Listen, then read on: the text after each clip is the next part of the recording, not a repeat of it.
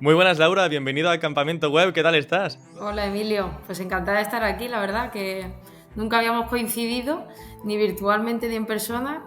Raro Vaya. es, porque con los poquitos que somos, raro es que no hayamos Sí, sí, sí. coincidido, pero ya tenía ganas de conocerte.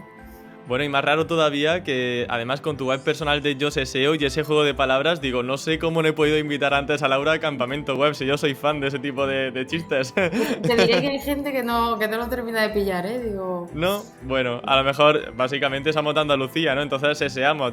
Bueno, vamos a hablar mucho sobre SEO para e-commerce, que al final es uno de los grandes pilares que trabajáis dentro de Internet República.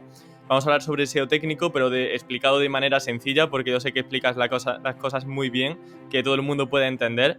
Y yo te quería preguntar en primer lugar, ¿cuál es el primer paso cuando te llega un cliente de e-commerce con cientos de miles o millones de URLs? Porque claro, no es lo mismo hacer una auditoría para una web pequeñita que encontrarte con un panorama de una web gigante. ¿Cuál es ese primer paso?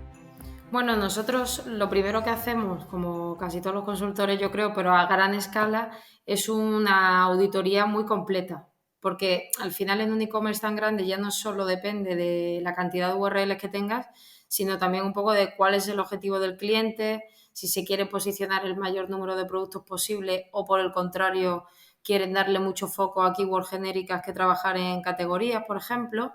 Entonces, bueno, hacemos una auditoría completa tanto a nivel de contenidos, rastreo de indexación, toda la parte técnica, VPO, para de ahí ya priorizar cuáles son las acciones en función de los objetivos que tenga el cliente más relevantes.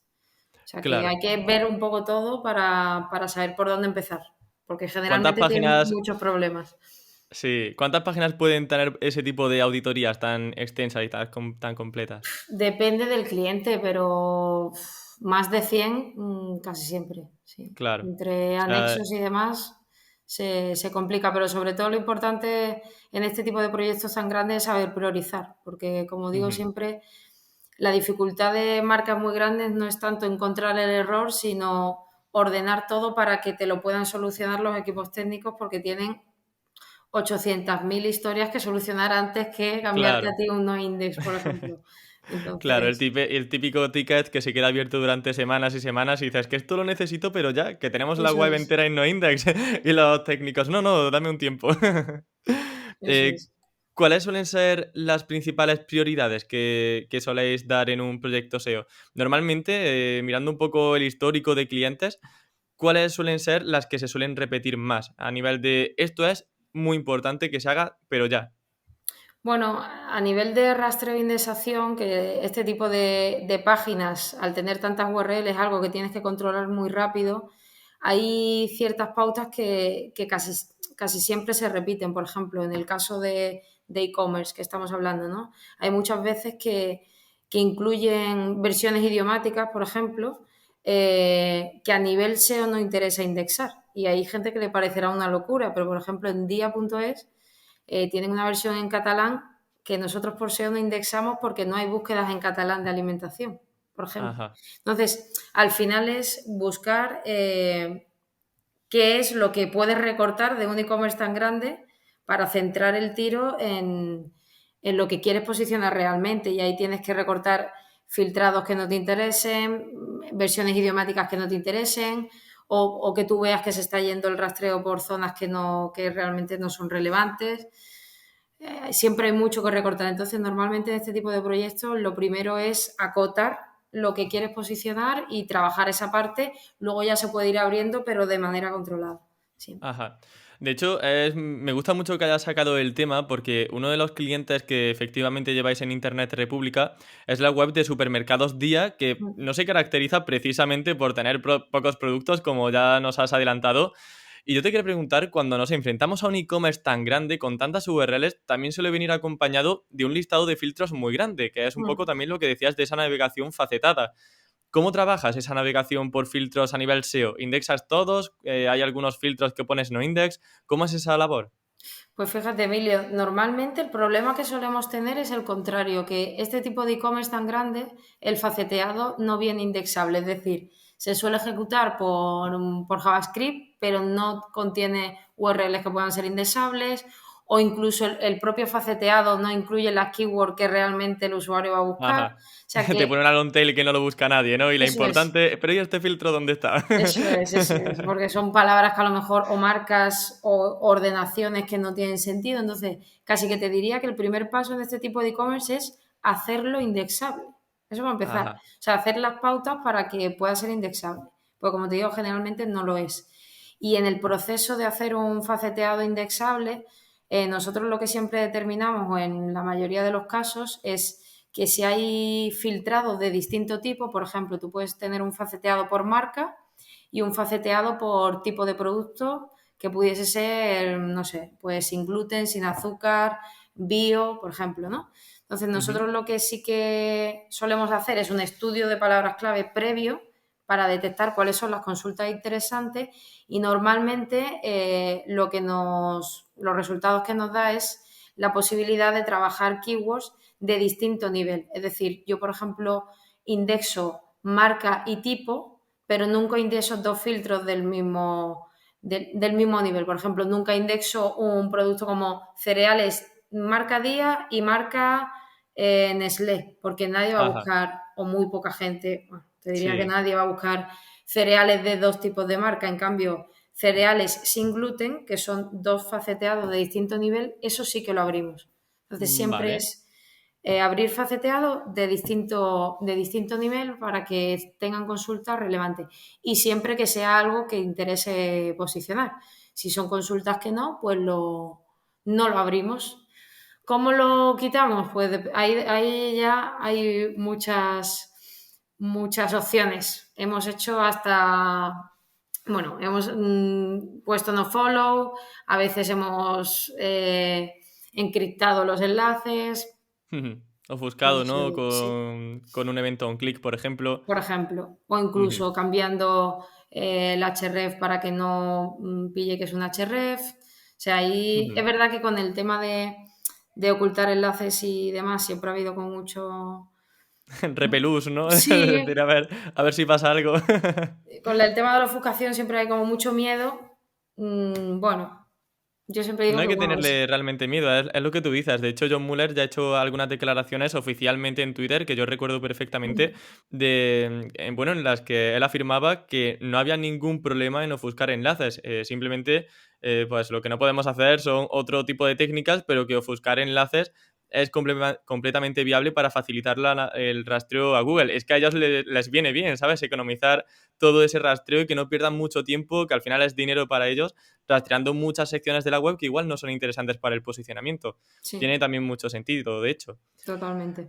Has comentado también el tema del nofollow, que claro, una cosa es la indexación, otra cosa es el rastreo. Cuando no indexáis un filtro, por ejemplo, en el caso de que, por ejemplo, tenga dos marcas del mismo nivel, por ejemplo, ¿ponéis no index, no follow? ¿Y por qué razón? Si lo hacéis así. Hay veces que lo hemos hecho así, pero si te digo la verdad, lo que a mí mejor me ha funcionado es ejecutar una regla para que cuando tú tengas marcado un facet de un nivel, el resto no sean clicables. O sea, no Ujú. tanto ofuscarlo, sino directamente quitarle el evento para que no se ejecute ni se pinte en el código ese href. No es que se oculta, no es que se ofusca, sino que directamente no te da la opción de clicar. Eso es lo que a mí mejor me ha funcionado. Otra opción Vale. es poner un no index no follow. Ahí ya sabemos que, bueno, que Google hay veces que aunque pongas en no follow lo Claro. sigue para el rastreo. Depende de la fase en la que esté el proyecto, te diría yo, porque si el fase ha estado indexado previamente, probablemente con un no index no follow vaya a funcionar regular. Si es un proyecto nuevo y lo puedes hacer desde cero, a lo mejor ahí si ya incluyes el no index no follow nunca se va a indexar. Yo creo que Ujú. depende un poco de la fase en la que esté. Pero a mí en general lo que mejor me ha funcionado es evitar directamente el clic, o sea, incluir una regla para que en el código no se pinten el resto de enlaces cuando hay un clic ya clicado en un facet. Vale, sería bueno, digamos que no se muestra el href en el código, pero el usuario sí que tiene opción, ¿no? A pinchar en ese segundo, tercero, cuarto filtro, etcétera, Eso es, etcétera. o sea, para Google no existe, pero tú a nivel Para de el usuario, usuario, sí. o sea, el on-click sí que funciona, pero el href no lo tienes por detrás. Ajá, muy interesante esto. Por continuar y cerrar un poquito todo esto del nofollow, ya que estamos hablando un poco de etiquetado, un poco más de SEO técnico, ¿para qué otros casos sueles utilizar la etiqueta de nofollow? Bueno, para todo aquello que no quiero que Google siga, por ejemplo, normalmente en enlazado interno de sitios externos yo lo suelo incluir Ujú. cuando no me interesa, ni me están pagando nada por meter ningún enlace, porque Claro, que al te escriban final diciendo, oye, quiero el nofollow, venga, pues estos euritos para mí.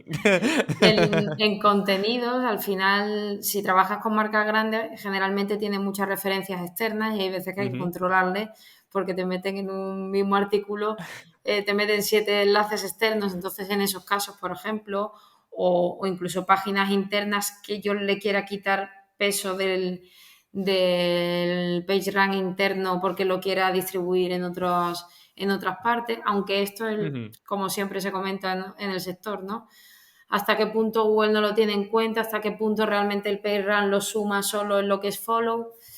Yo ujú. tengo mis dudas, entonces tampoco es una acción que yo utilice muchísimo a Sí. nivel SEO. Lo utilizamos más, ya te digo, para enlaces externos o cosas así que, bueno, Sí. que te da un Ya ha poco llegado un más punto igual. también en el que yo realmente los nofollow los utilizo casi siempre, casi como los sponsor, para igual, como tú dices, un externo que parece un poco patrocinado, un enlace hacia Amazon, un Bitly hacia un dominio externo, pues para ese tipo de enlaces sí que lo suelo utilizar, pero al final para todo lo que tiene que ver con presupuesto de rastreo es mucho mejor Claro, ofuscar un enlace que poner un simple nofollow, porque de hecho el nofollow, esto ya está recogido de las directrices de Google, el nofollow lo sigue aunque no traspase autoridad.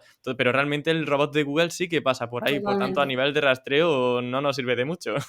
De hecho, te diré, Emilio, que en un e-commerce grande, si quieres hacer cosas que realmente tengan peso, tienes que ir a acciones drásticas. Y un Claro, no-follow es algo bueno, que indica a Google que no siga el enlace, pero tú si tienes un e-commerce muy grande, como decías, ¿no? Un problema de rastreo, no pones no-follow, lo que haces es o buscar enlaces ujú, o, o incluso desindexar una categoría entera, o sea, claro. optimizas el rastreo de otra manera, no con ese tipo 410 de... a punta pala, venga, esto fuera de repente, Totalmente. todo para Si afuera. no, ya te digo que no funciona.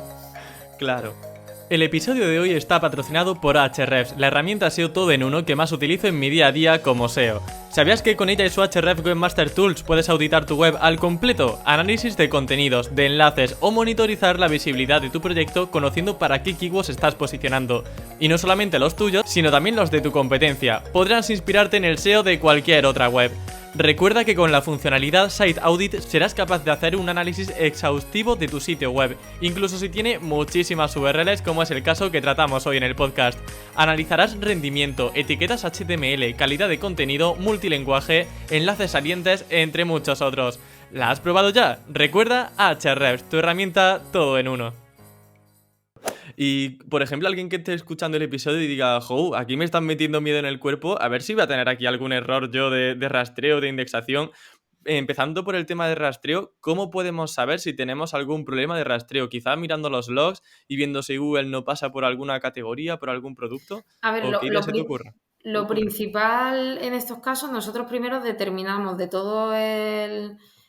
pues todo el site que llevemos, cuáles son nuestras páginas que realmente son interesantes para nosotros, tanto a nivel estratégico como las que nos aportan tráfico SEO a través de Search Console. Y una vez tienes el mapa más o menos organizado y ya sabes cuáles son tus prioridades y demás, ahí pasas a efectivamente mirar los logs, porque al final, ¿cuáles son las peticiones que te hace Google? Tú puedes tener tráfico por una URL porque se ha posicionado bien, porque en redes sociales, por ejemplo, ha tenido mucho impacto y de repente te has posicionado bien, pero no por eso tienes que tener ningún problema de rastreo o ser beneficiosa esa URL en el rastreo. O sea, eso solo lo vas a ver generalmente con las peticiones que se hacen a los logs, que ahí te Ujú. quitas dudas de si es que está mal optimizada o si es que directamente Google no está llegando a ella. Y en este tipo de site tienes que saber hasta dónde está llegando Google. Claro. ¿Y cuál es la herramienta que utilizas para ese análisis de logs? No sé si es Screaming Frog Log Analyzer, Sitebulb, cualquiera otra. Nosotros normalmente, como son páginas web que tienen millones de peticiones, por ejemplo, pues Vodafone tiene una cantidad de peticiones de logs enorme, o Día o cualquiera de estos, normalmente trabajamos con RStudio. sea, Ujú. parseamos ahí los logs y directamente los trabajamos ahí. Hacemos el filtrado en R y luego ya cuando tenemos el documento ya totalmente filtrado, pues ya lo exportamos en un CSV o lo que sea y ya trabajamos con el documento filtrado. Pero como normalmente en este tipo de páginas, si por ejemplo haces estudiar los logs diarios, incluso ese archivo de logs diarios viene dividido en 7 a lo mejor. Entonces, para Claro. combinarlos, unificarlos y todo, con R lo hace bastante fácil. Si no, pues con Screaming Frog Log Analyzer lo puedes hacer también. Claro, solo que luego a posteriori te va a tocar hacer mucho más trabajo manual para poder manejar tantísimo dato. Porque eso también me llama la atención. ¿Cómo manejáis ese dashboard, ese documento de logs? Una vez R te ofrece un documento del análisis de logs, por donde ha pasado Google por toda la web.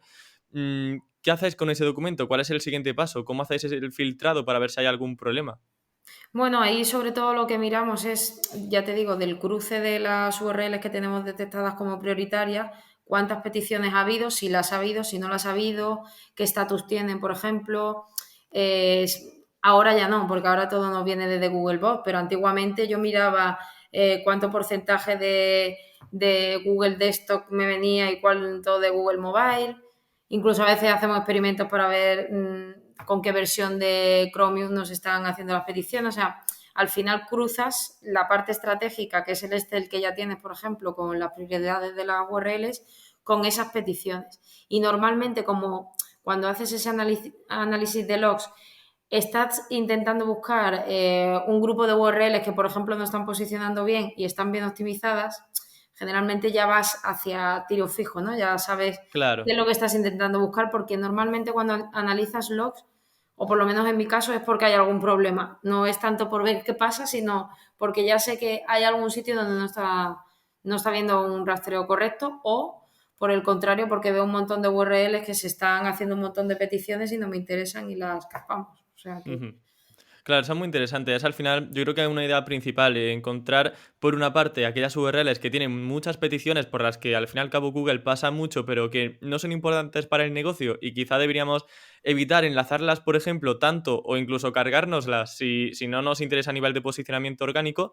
Y por otra parte, ir a tiro hecho con aquellas URLs que quizá no tienen un buen rendimiento dentro de Google, que no sabéis muy bien por qué no están posicionando tan bien y a lo mejor es que Google no pasa lo suficiente porque no le ha dado la importancia totalmente. que merece y quizá sería muy interesante trabajar una estrategia de enlazado interno desde sitios prioritarios para que esa URL vaya subiendo y que se rastree Exactamente. más por parte de Google. Eso es. Al final, cuando vemos que hay URLs que no se posicionan bien, pero nosotros piensa que generalmente seguimos las mismas estrategias de optimización on-page. Claro. Entonces dices tú, aquí qué pasa, normalmente es porque tienes que subir el enlazado a páginas de nivel uno o incluso meter el enlazado en la home porque no está llegando. Muchas que ni siquiera se indexan porque es que ni llega Google a verlas. Entonces ahí Ujú. ya definen la estrategia, pero generalmente es para detectar errores y por ahí lo analizamos. Qué bien. Oye, qué bien te explicas, la verdad. O sea, dije que era SEO técnico explicado fácil. La verdad es que se está cumpliendo, creo yo, el objetivo a la perfección. Había otro caso que también quería comentarte y es el tema de la falta de stock, porque claro, yo tenéis como clientes Vodafone, Día, yo me pongo en la piel, en este caso del supermercado Día, y Hmm. digo, bueno, habrá productos que de repente tengan stock, que de repente no tengan stock, que se agoten. ¿Cómo se gestiona eso en un catálogo de tan grande?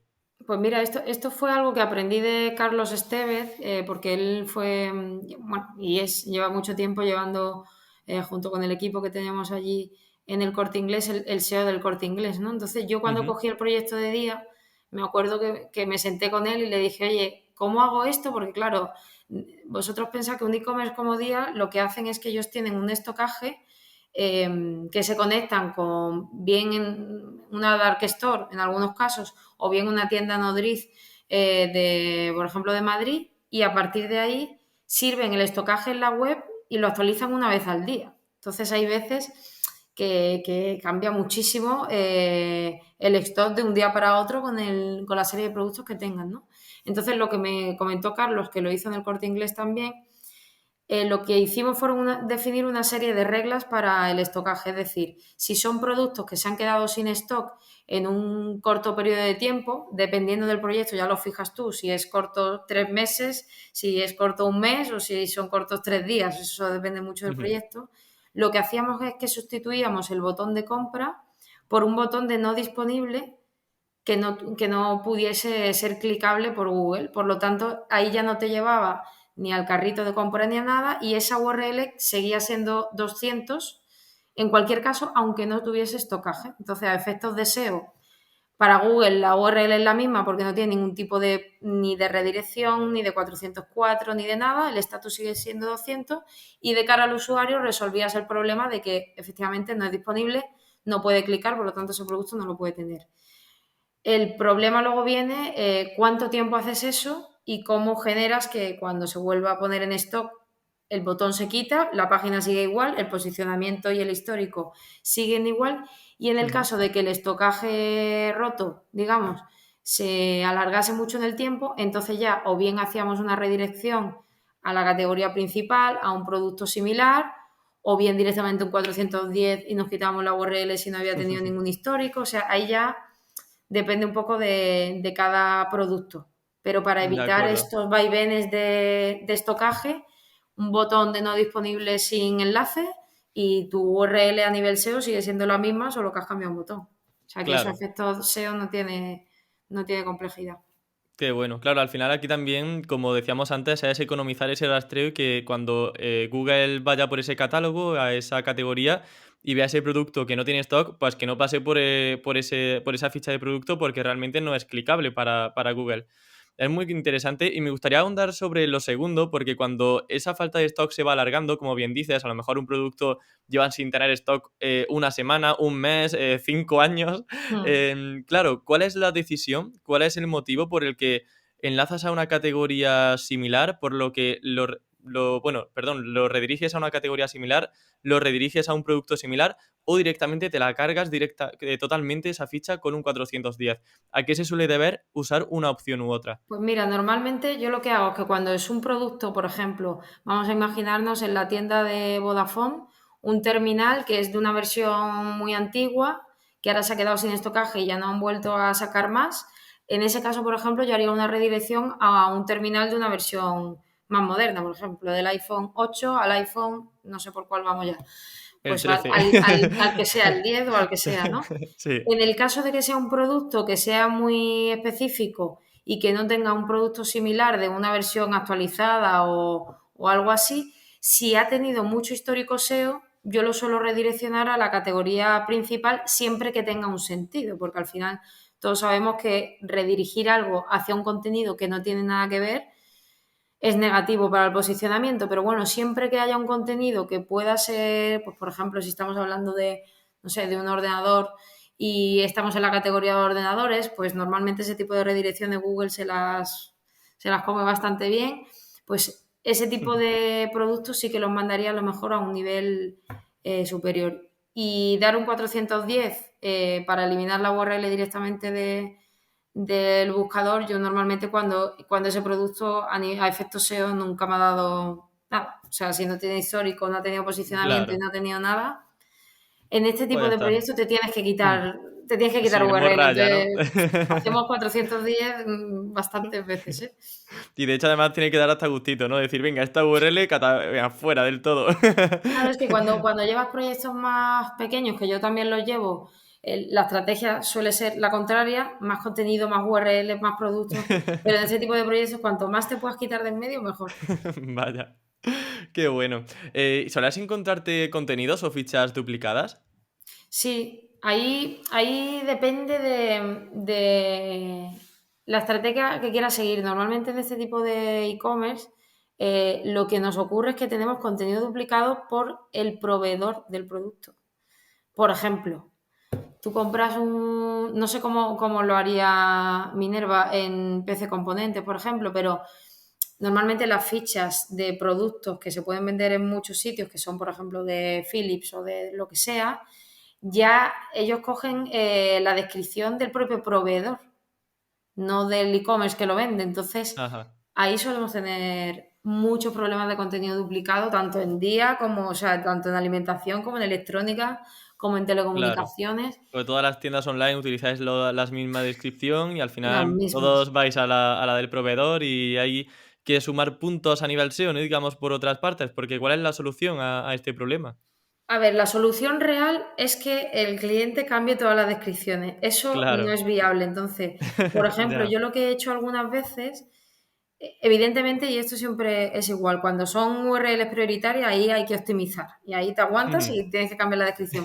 Pero cuando ya es en el resto de URLs y no hay capacidad para cambiarlas todas, nosotros, por ejemplo, lo que hacemos a veces es que incluimos una descripción más corta, personalizada pero automatizada, para que ya el contenido no sea solo la descripción del proveedor, sino que haya una descripción SEO previa, un poco más Ujú. cortita, como por ejemplo, pues nombre del producto, colores, propiedades, hacemos ahí una concatenación de atributos con una descripción más o menos SEO que pueda ser automatizada y ya por lo menos tienes el contenido duplicado, pero como tienes otro porcentaje de contenido que es nuevo, funciona Sí. un poco mejor. ¿Y ese contenido nuevo es el mismo para todas las fichas, exceptuando el tema de los atributos? Por ejemplo, no sé si es o es un spin tags que va variando en cada URL. Depende de lo que nos podamos complicar, o sea, con todo lo que podamos Depende del personalizarlo, equipo lo técnico, ¿no? personalizamos. Y la magia que tengan ellos. Claro, depende del tiempo y de lo que nos dejen y también de los propios atributos que nos dan, porque hay veces que si tienes menos atributos y lo haces automático,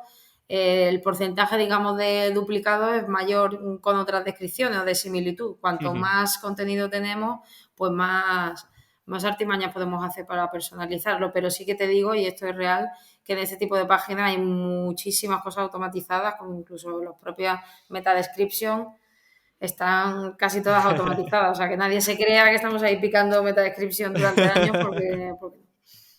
Y en el caso de las metadescripciones, por ejemplo, ya que ha salido el tema, como digo, ¿suelen tener todas la misma estructura o una base igual para todas esas URLs o van variando un poco aunque esté medio automatizado? Yo lo que suelo hacer es que cojo esos propios, digamos, esos propios niveles, por ejemplo, si estoy en alimentación y tengo frescos, que tengo carne, pollo, aves y lo que sea, y Ujú. luego ahí voy concatenando tanto del nivel superior como de los niveles más bajos, y lo que hago es que hago a lo mejor 4 versiones diferentes de meta description, entonces como varían un poco, pues ya no son exactamente las mismas. Ujú. Lo que te digo, depende del tiempo que se tenga. Yo siempre intento poner por lo menos 2 versiones diferentes, porque aunque cambien los atributos, si es muy parecida, pues Google se da cuenta de que está automatizado, no es tonto, pero Ujú. Vale, aunque genial. tengas 3 o 4 Sí, versiones diferentes, pues ya más o menos. de acuerdo. ¿Qué hay cuando, bueno, no sé si has hecho, por ejemplo, alguna vez más de una ficha para un mismo producto? Por ejemplo, sale el iPhone 13, que ya van por el 13, y, por ejemplo, pues ahí tenemos iPhones que tienen distintos almacenamientos. Entonces, ¿haces una ficha para el iPhone de 256 gigas y otra ficha para el iPhone de 512 gigas? ¿O lo pones todo dentro de la misma URL, dentro de la misma ficha? Pues mira, yo en este caso, por ejemplo, en el caso de los iPhone que son terminales que cuando salen tienen mucho peso, yo lo que me planteaba cuando optimizamos las fichas, o sea, el e-commerce de Vodafone tiene una URL por cada tipo de terminal. Si es Ujú. de 32 gigas, tiene una URL con los 32 gigas. Si es en negro, tiene, o sea, por cada atributo y cada modelo, digamos, hay una URL indexable. ¿Qué ocurría? Que tampoco iba a cambiar yo la disposición del e-commerce. Pues si el e-commerce era así, pues así se iba a quedar. Sí. Pero lo que sí que suelo hacer es que en un lanzamiento eh, no saco todas las URLs indexables a Google. Saco una y ahí hago toda la estrategia. Durante a lo mejor las primeras 3 semanas posiciono la ficha que más me interese y una vez que ya se ha pasado el boom del posicionamiento, que ya el e-commerce empieza a tener toda la parte de iPhone, por ejemplo, empieza a tener relevancia, abro el resto. Ujú. ¿Por qué? Porque al final, cuando salimos todos los de telecomunicaciones a posicionar por un iPhone, ahí es el más tonto el último, ¿no? Sí, Entonces, a sí, mí me sí. interesa más posicionarme por una keyword genérica en primeras posiciones solo con un modelo a ir a por tantos que luego... No posiciones con ninguna, con la exacto. que tienes, Entonces, claro. en ese caso, mi estrategia normalmente es ir a por uno al principio y luego ya trabajo el resto o abro el resto cuando ya las cosas están más calmadas y ya puedes hacer otro tipo de estrategia. Perfecto. A nivel de contenidos, también hay un dato que yo sé que trabajáis mucho en Internet República que os ha funcionado bien, y es el tema de los facs, de las facs y del marcado de datos estructurados relacionados con esas preguntas frecuentes, que también lo comentabas con tu compañera Marta Romera. ¿Qué es esto de las facs y cómo lo trabajáis?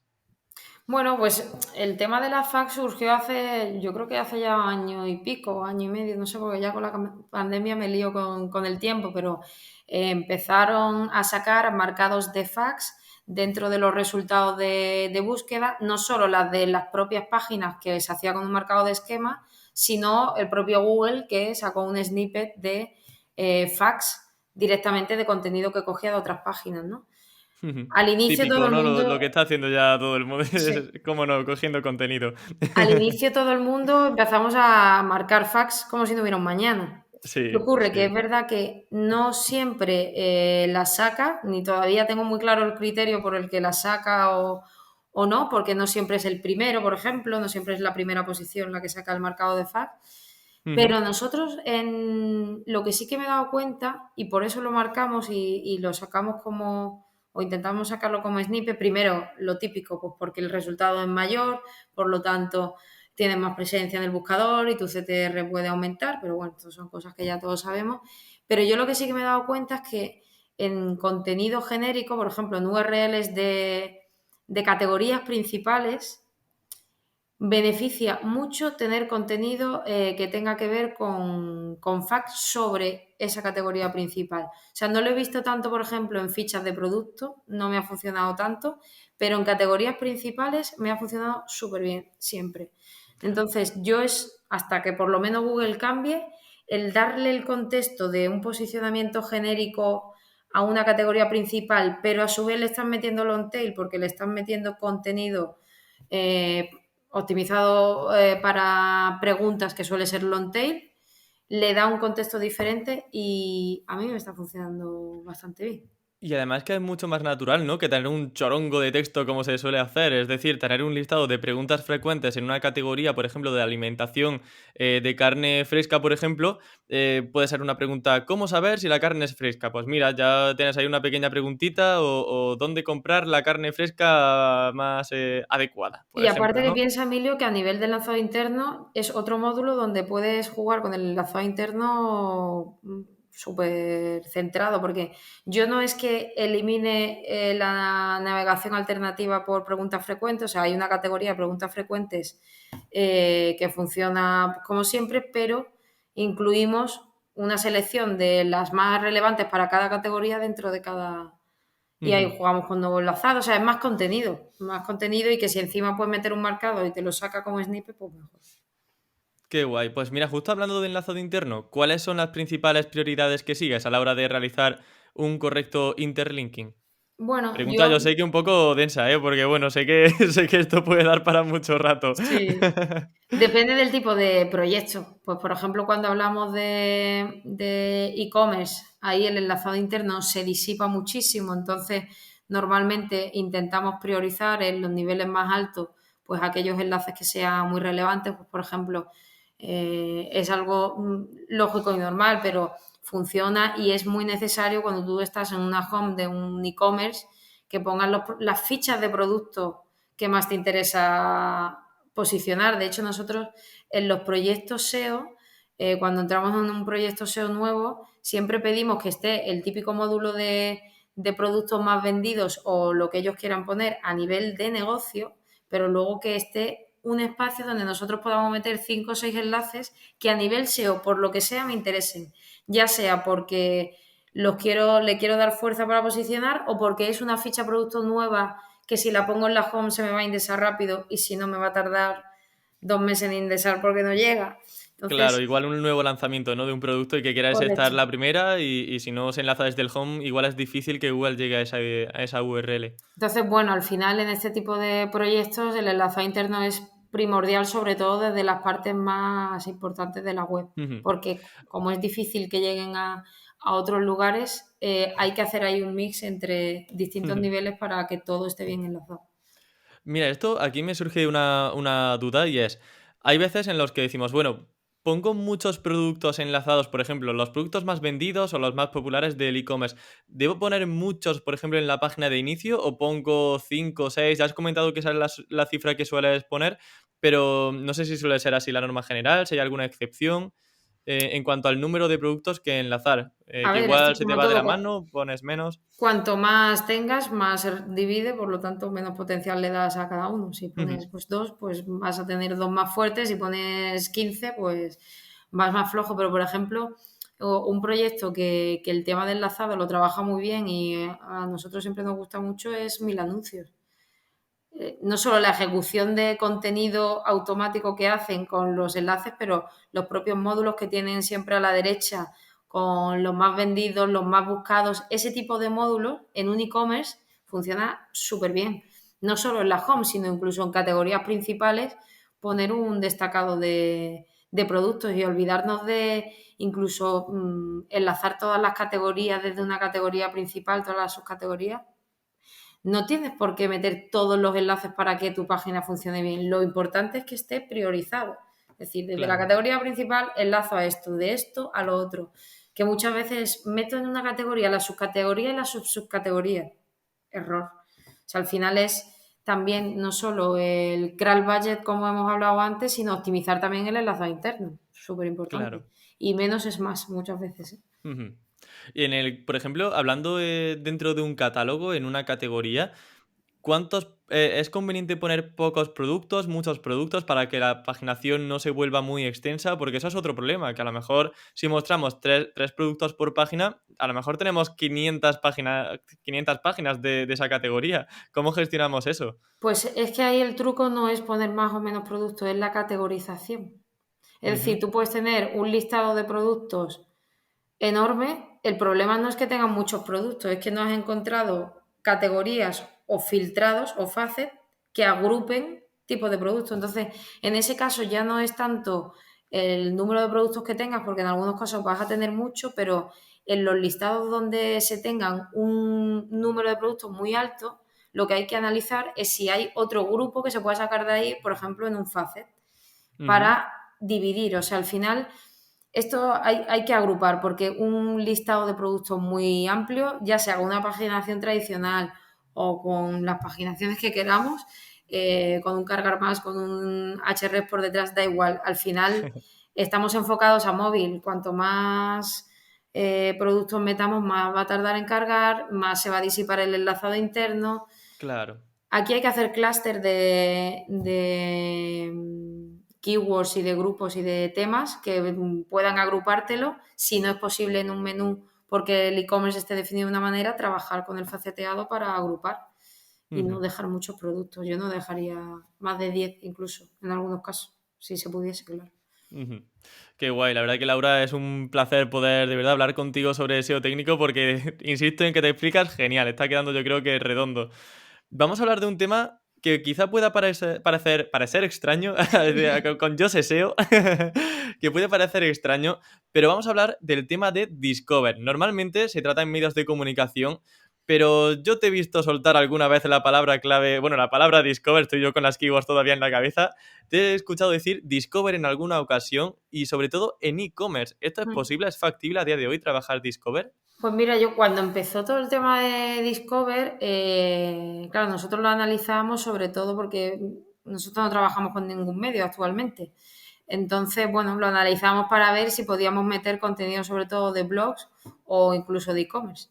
Es verdad que no ha evolucionado como yo pensaba, pero, por ejemplo, las tendencias de terminales muy fuertes en el caso de Vodafone a mí se me han posicionado en Discover de forma totalmente orgánica, o sea que no es que yo hubiese hecho ninguna estrategia, sino que directamente por la propia tendencia de la búsqueda de un terminal que sí que evidentemente esté bien posicionado, si no está posicionado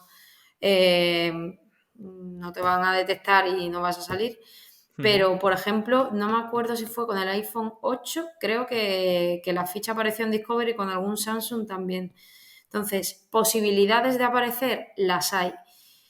¿Qué pasa? Que es verdad que no se ve tanto contenido de e-commerce, pero yo creo que haciendo una estrategia fuerte a través de diferentes vertientes sí que se puede. No es algo que nosotros estemos trabajando mucho, pero porque tampoco, porque nos estamos centrando más en otras cosas o las prioridades de nuestros clientes están más en otras partes que en Discover, porque al final Ajá. el tráfico que te llega a Discover, por ejemplo, para un e-commerce, a lo No mejor es no tan está. transaccional, ¿no? La gente no va con la idea de Eso comprar. es. Pero claro, el día de mañana, si todos estamos ahí, que yo creo que es el objetivo de Google, es la parte de personalización de Google, a lo mejor sí que van a tener mucho más sentido ver fichas de productos o lanzamientos en Discover Ujú.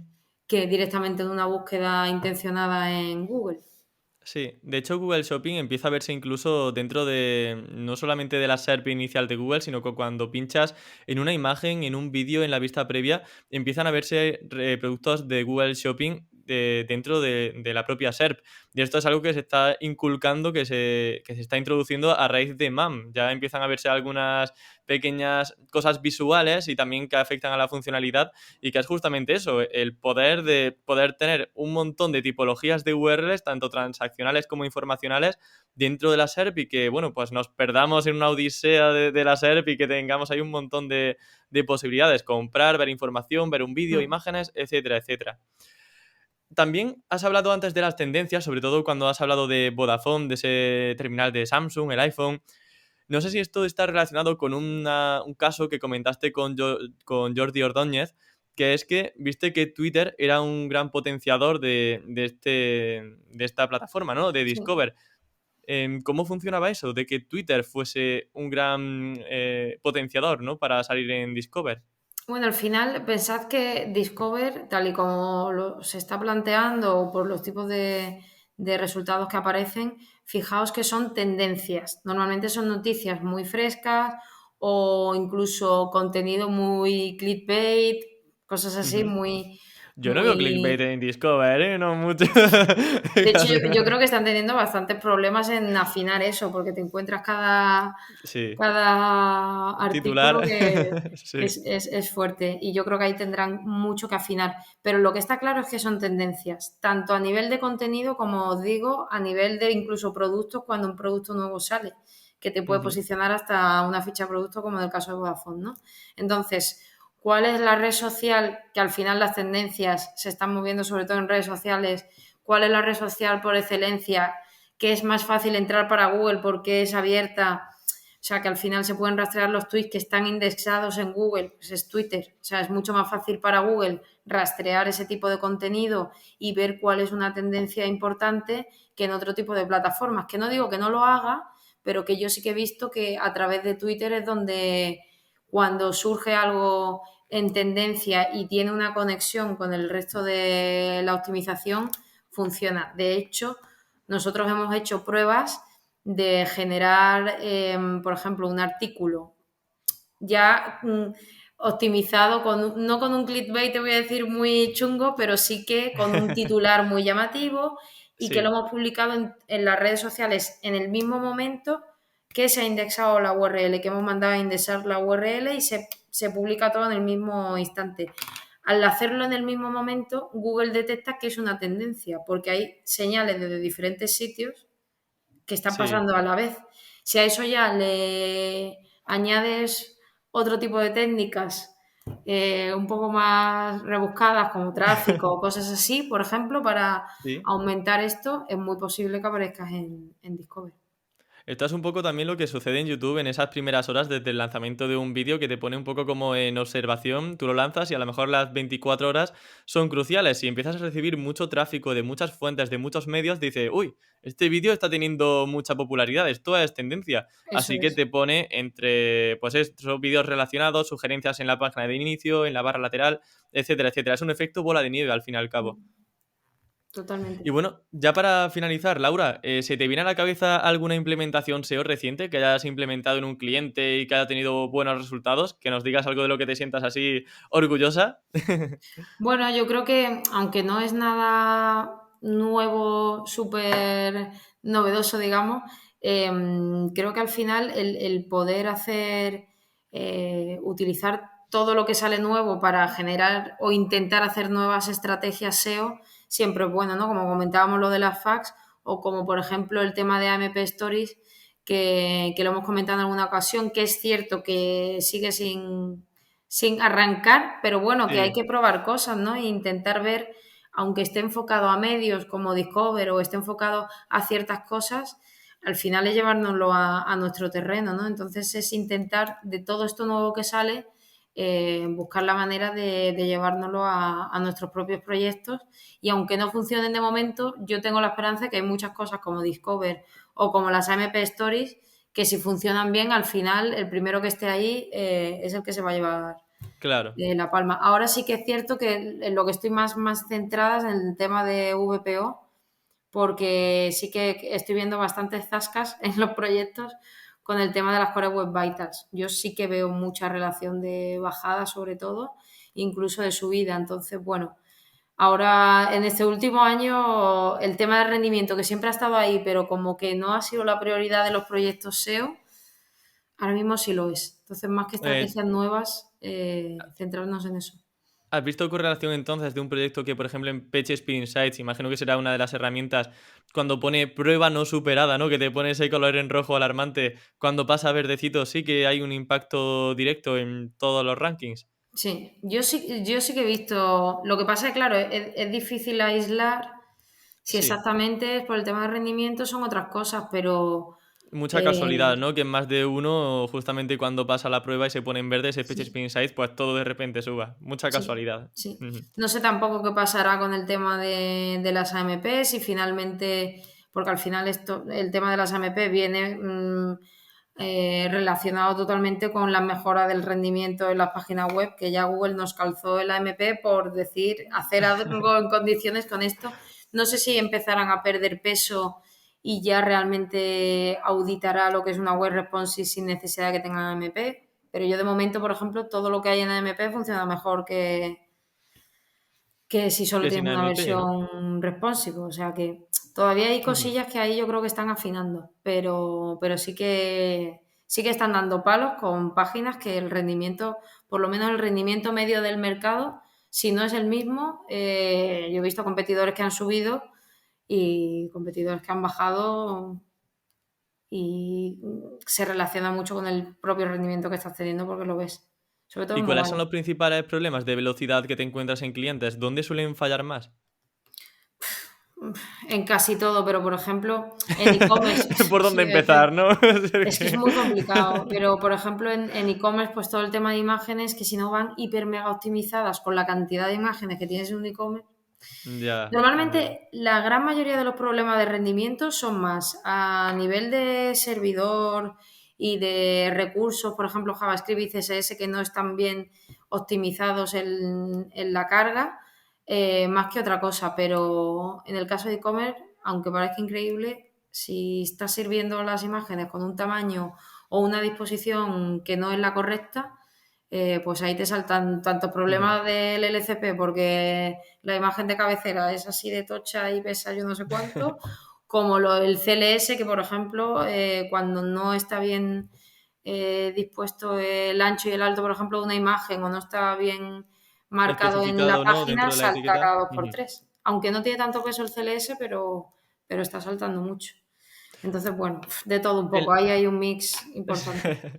Bueno, yo, esto es que nuevamente daría para una nueva entrevista. Yo sé que tienes webinars donde hablas de VPO, entonces, bueno, quien quiera saber un poco más sobre este tema y saber tus recomendaciones, que también yo creo que verlo en YouTube con una presentación es más sencillo que escucharlo vía Sí. podcast, que sepan que tienen presentaciones tuyas en YouTube hablando del tema. Y bueno, pues Laura, la entrevista termina aquí. Ha sido de verdad un verdadero placer tenerte en el programa. He aprendido muchísimo, se me ha pasado el tiempo volando y agradecerte que te hayas pasado por aquí. Pues muchas gracias a ti, Emilio, por invitarme y por hacer este tipo de contenido que la verdad es que a todos los que trabajamos en el sector siempre es un muy buena contenido para conocer cómo trabajan otros proyectos y para seguir aprendiendo, que es muy necesario. Así que muchas Qué gracias guay. a ti también. Nada, muchas gracias a vosotros, que sin vosotros el campamento web estaría con la persiana cerrada. Así que muchas gracias, Laura, ojalá nos veamos prontito. Muy bien, igualmente, muchas gracias.